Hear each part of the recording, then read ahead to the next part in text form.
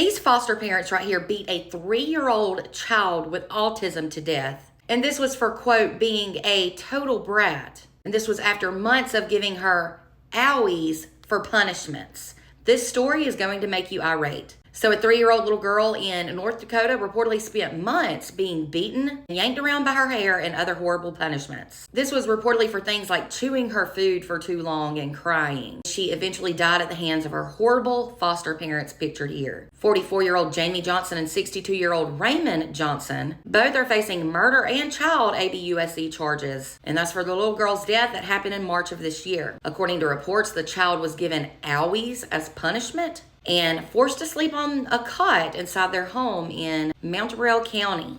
This was after she was placed under their care several months before. So police went to the Johnsons' home on March 19th of this year after Jamie called 911 and she reported that the little girl was unresponsive. The child was then taken to a local hospital where she was unfortunately pronounced deceased. An autopsy revealed that she died from blunt force trauma to her head. Now Jamie, the woman, had tried to say that the toddler had fallen down the stairs a couple days prior and that she suffered a head injury. But evidence told a totally different story. That evidence reportedly included ring footage, text messages, and interviews with other children living inside the home. One of the kids reportedly told investigators, "You need to be careful with my mom," and described her as the meanest one of the two foster parents. Jamie is accused of orchestrating the abuse, and text messages reportedly reveal how she had a hard time dealing with behaviors of the little girl that she and Raymond said were due to the little girl having autism. Jamie told a friend in a text that it's not easy and that Jamie gets pretty crabby sometimes and then she feels like shit for it. She then said had she known how the little girl was, she might not have taken her. Now, while Jamie was talking to detectives, she claimed that because the little girl had autism, she would cause marks on her body by scratching herself and by hitting her head on walls, her own head on walls.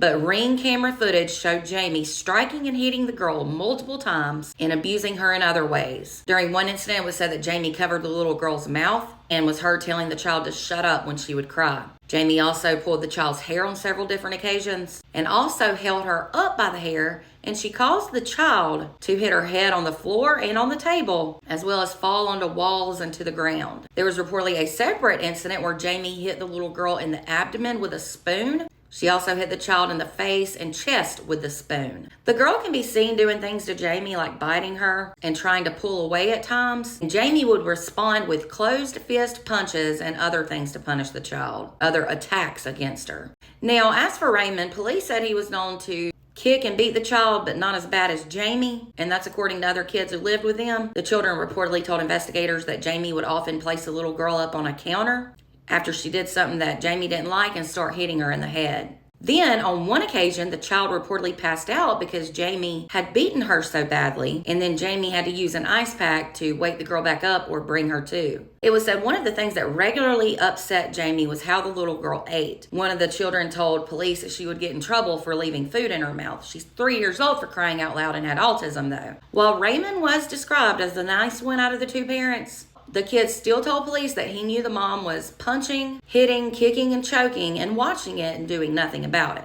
Jamie also allegedly told friends in text messages that even though the little girl is 3 and special needs, it still doesn't make it easier. She texted that the crying and screaming make her a nervous wreck. She said the child screams, throws herself on the ground, beats her head against the floor or wall, and pulls her hair and scratches and pinches herself. Again, the child has special needs. Jamie said if they tell the little girl no about something or to sit down, that all hell breaks loose. Jamie would keep things more lighthearted in text with Raymond, though, and she once said that it was a total brat move when the little girl passed out the other night because she held her breath. That was in a text from Jamie to Raymond. She said earlier she held her breath until I shook her and she started crying. So in addition to murder and child ABUSC charges, the couple is also facing charges of felony murder during the commission of crimes involving a child victim and felony domestic violence resulting in serious bodily injury to a victim under the age of 12. Both are due back in court for a preliminary hearing on July 24th. This is unreal, and I hope they spend the rest of their lives behind bars. Doing this to any child is horrible, but especially one with special needs who does not know how to regulate their emotions. That's unreal. And to think they were foster parents who were supposed to love and care for these children. At least they were finally caught. I just hate that a child had to die. For more true crime, be sure to follow and subscribe over on YouTube.